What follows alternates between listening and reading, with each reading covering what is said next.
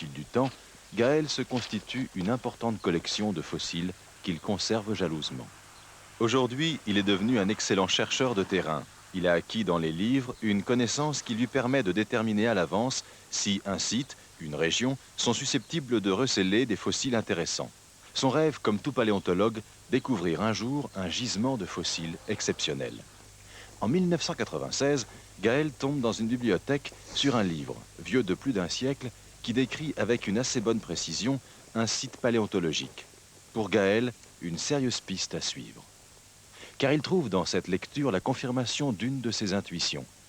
De par sa structure géologique, la plaine de l'Oise recèle forcément des trésors fossiles. Il se rend sur un des sites décrits.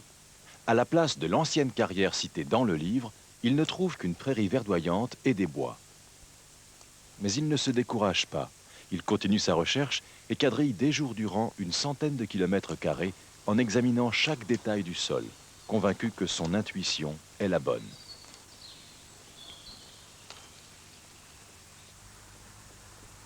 Plus tard, Gaël trouve une vaste étendue d'eau, une carrière inondée par la nappe phréatique de l'Oise. Rien encore, mais il sent qu'il approche du but.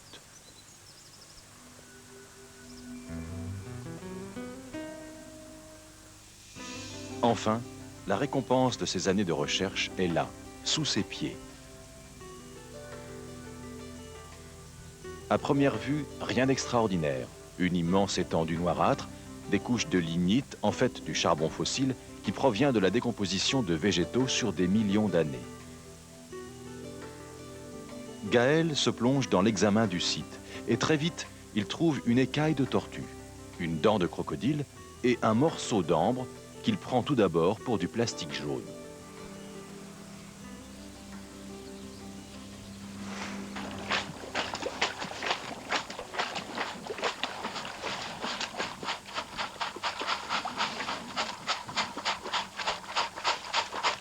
Il travaille seul, dans la boue, pendant près de 6 mois, ramassant, nettoyant les morceaux d'ambre mêlés aux lignites qu'il découpe et polit avec les moyens du bord.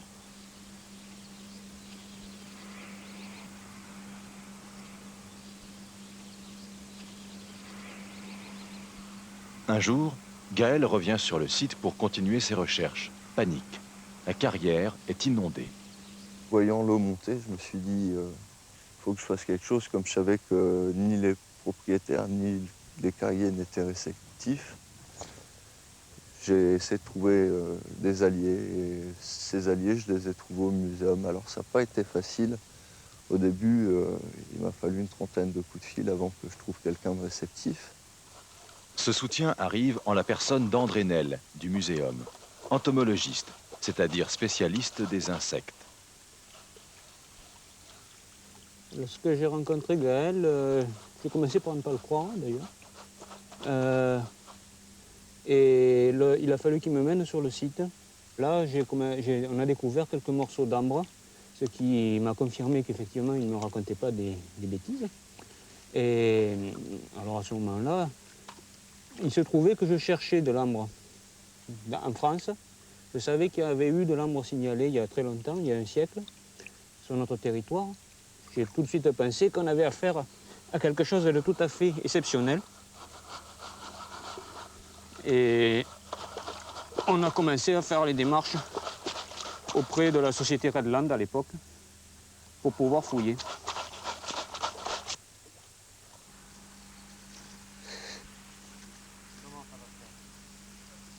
Heureusement, un accord est assez vite trouvé avec les ciments Lafarge. Le pompage de l'eau reprend rapidement. Gaël et André Nel se plongent alors dans un examen plus approfondi du site.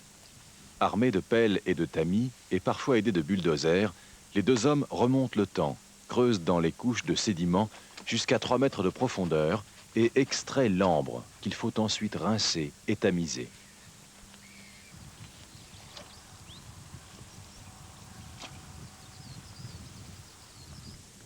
Et on voit bien ici les deux grands types d'ambre. On peut trouver les plus gros morceaux que l'on trouve ici ont cette taille-là. C'est déjà assez consistant. Mais ça, ce sont des coulées, ce sont des morceaux d'ambre qui se sont formés à l'intérieur des troncs d'arbre. Donc pas fossilifères. Et donc en fait peu passionnant, peu intéressant pour la recherche. Par contre, les objets de ce type-là sont beaucoup plus intéressants parce qu'il s'agit de coulures, de résines sont descendues à l'air libre, d'une branche ou du tronc, et qui ont piégé évidemment des insectes là, puisque la résine était dehors, et les insectes ont été attirés par cette résine. Ils se sont englués.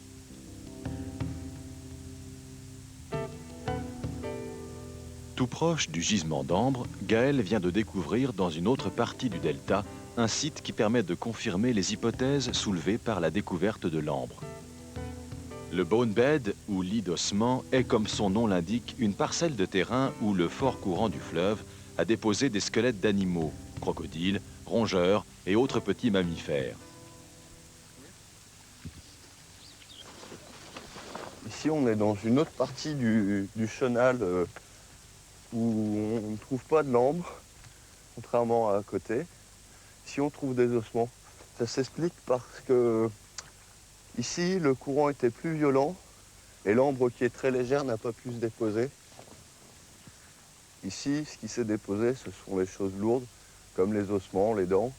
Donc cette partie-ci du site permet de compléter ce qui a été trouvé à côté, parce que les mammifères sont beaucoup mieux connus que les insectes de l'époque.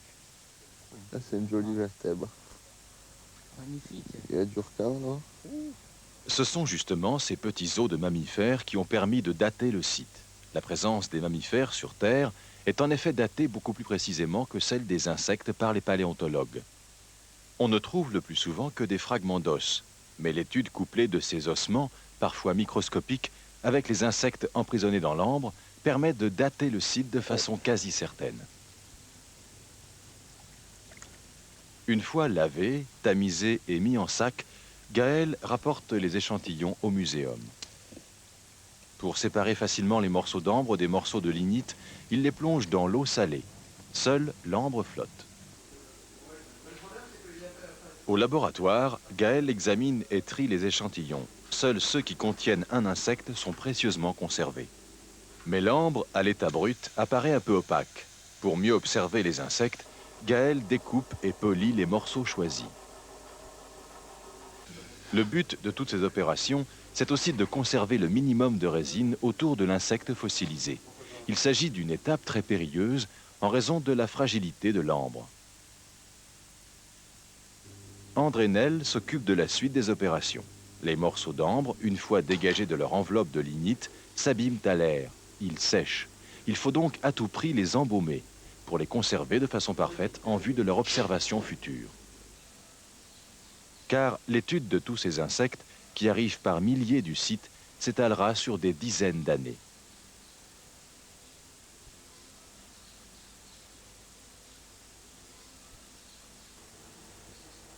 Une fois secs, les fossiles sont photographiés, dessinés, décrits dans leurs moindres détails.